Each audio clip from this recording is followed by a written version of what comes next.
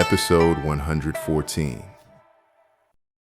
If it weren't for Brother Shang and Priest Li assisting from the side, how could I have succeeded so easily? Brother Meng, there's no need for such modesty. The credit for slaying this beast lies squarely with you. The young Taoist priest standing nearby, though not old, spoke with a perfectly balanced tone, showing remarkable composure. Honestly, those other guys still fighting and killing each other are real idiots. If they knew that 3 people from different sects could work together like this to slay demons and gather herbs, it'd probably knock their jaws clean off. Absolutely. It's all thanks to Brother Shang's efforts.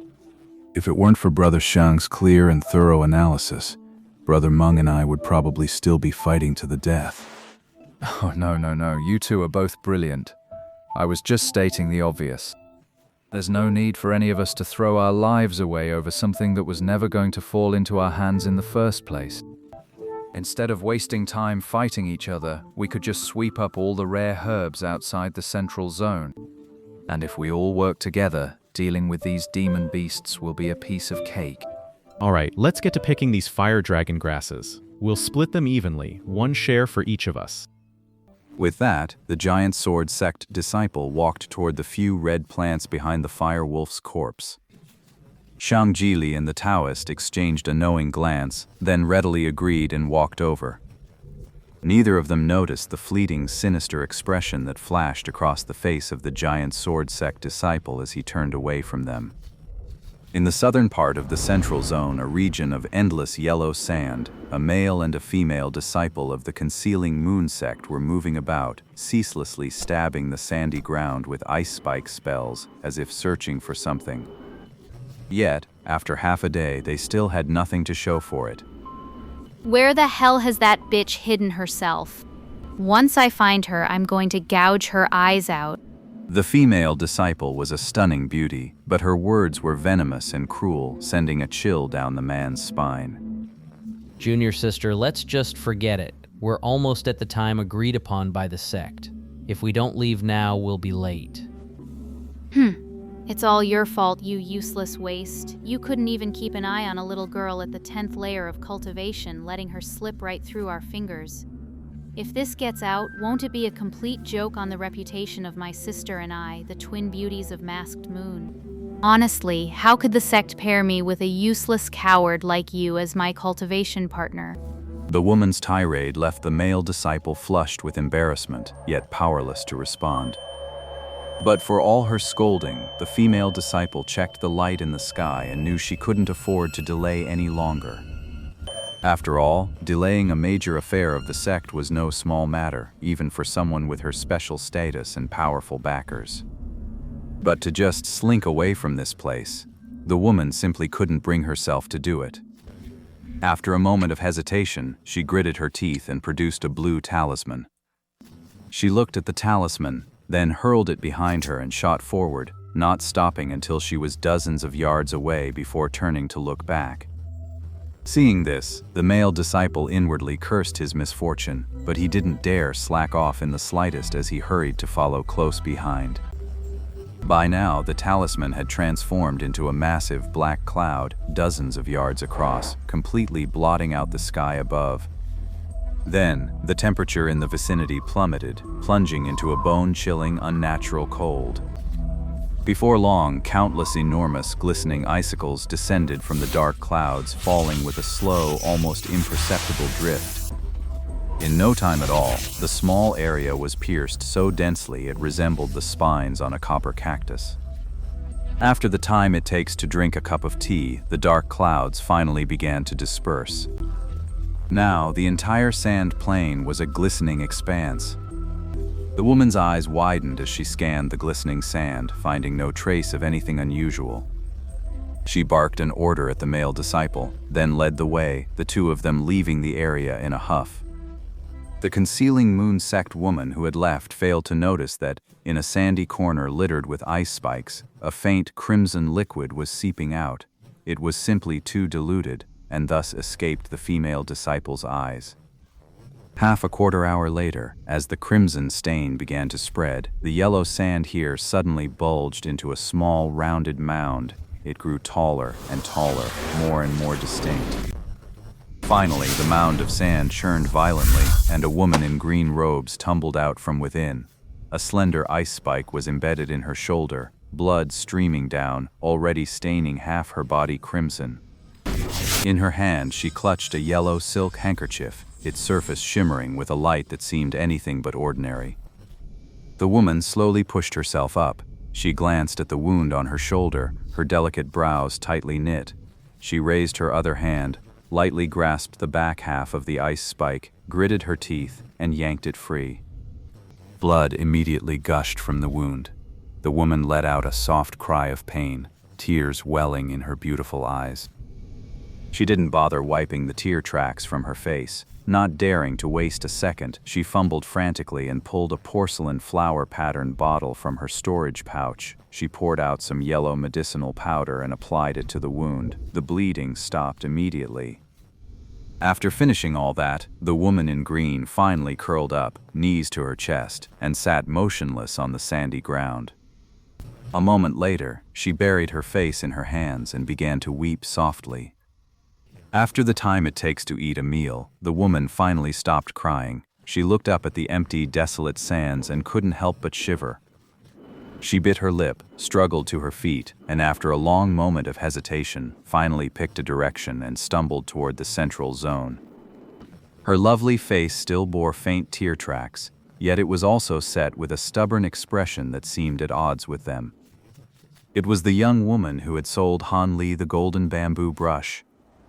Wounded and alone, she walked across the silent sands, a picture of delicate, heart-wrenching vulnerability. Moments later, the girl's figure, hand pressed to her wound, gradually vanished into the yellow sands. After traveling for the better part of a day, Han Li finally reached the outskirts of the central zone. To Han Li's great surprise, the rest of the journey passed without incident. He encountered no further ambushes. He had no idea that those who had arrived earlier in this direction had already been wiped out by the so-called elites, while those behind him had been overtaken and cleaned up by Feng Yue and Duo Bao Nu. This left only a few stragglers who had slipped through the net. Knowing their chances of snatching the treasure were nil, they all found hidden spots to lay low, tucking their heads in like turtles. This is the one and only secret for the weak to preserve their lives in the blood-forbidden trial. Han Li needed the 3 main herbs to refine the Foundation Establishment pill, so he naturally wouldn't follow their example. So there he stood, before a stone wall several zhang high, studying its surface intently. Not far from this stone wall stood an ancient-looking bronze door. The bronze door was inscribed with many ancient patterns, like decorative motifs, that Han Li couldn't understand at all. The door now stood wide open, indicating someone had already gone inside. From what I know, there should be 4 such bronze doors, each facing a cardinal direction. They are the only way into the central area. Apart from that, the rest of the area is enclosed by what looks like a low stone wall. Anyone foolish enough to try sneaking over the wall instead of using the copper gate is in for a world of hurt. They'd be shredded to pieces by the wind-based energy techniques embedded in the stonework. Han Li naturally had no intention of doing something as foolish as trying to scale the wall. The reason he was staring so intently at it was because this particular wall was indeed a bit different. It had something ordinary walls did not. 3 people in different attire were nailed to the wall. Thick spikes had been driven through their limbs, pinning them in a spread eagle position. They hung there side by side, lifeless, clearly dead for some time. The blood that had flowed from their wounds had congealed into dark purple stains, splattered across the wall and the ground nearby. Most of them were still alive when they were nailed to the wall, only to bleed out and die there later. There were no clues or marks left near the 3 corpses, but anyone who gave it a moment's thought would realize this was a warning, killing the chicken to scare the monkey. This is a warning to anyone who comes after, a threat to keep them from entering this door again. Han Li studied the 3 men's agonized death throes with intense focus. He licked his dry, cracked lips, then walked toward the bronze door without a flicker of emotion. The 3 men's gruesome fate didn't seem to affect him, but in truth, Having witnessed that scene just now, it had left him feeling distinctly unsettled. Judging by the state of those three corpses, whoever left them like that is almost certainly a twisted individual. If you ever fall into that person's hands, you'd be better off just killing yourself. But since I've come this far, I'm not about to turn tail and run just because of a little scare. Even if there's a mountain of blades and a sea of fire ahead, I'll grit my teeth and charge right through it. And so, with a belly full of trepidation, Han Li stepped through the gate. Yet on the surface, he grew even more inscrutable, strolling as if he were in his own backyard. For some, the moment they stepped inside, a fairyland of singing birds and fragrant flowers unfolded before their eyes. Exotic plants and strange trees of unknown names were everywhere. Silver chrysanthemums as large as bowls, trees with blood-red leaves, fragrant purple grasses, and bamboo stalks as thick as a man's waist. These were all rare treasures seldom seen in the outside world. And winding its way through these rare plants was a meandering, pebble-strewn path. It stretched from Han Li's feet, vanishing into the leafy distance, seemingly without end.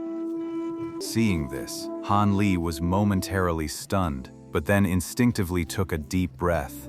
Such rich spiritual qi, this energy, laced with the thick scent of plants and trees, penetrated straight to his core, making his spirits instantly lift. No wonder a place like this can nurture heaven-defying spirit herbs. Kid, have you had your fill of staring? Who's there? Since you've had your look, you can die in peace now. At the same moment, two green shadows shot out from the flower bed to one side, moving with an eerie silence as they streaked toward Han Li's back. Han Li's expression darkened. His upper body remained perfectly still, yet his form slid sideways several feet, letting the two green shadows pass by one after the other.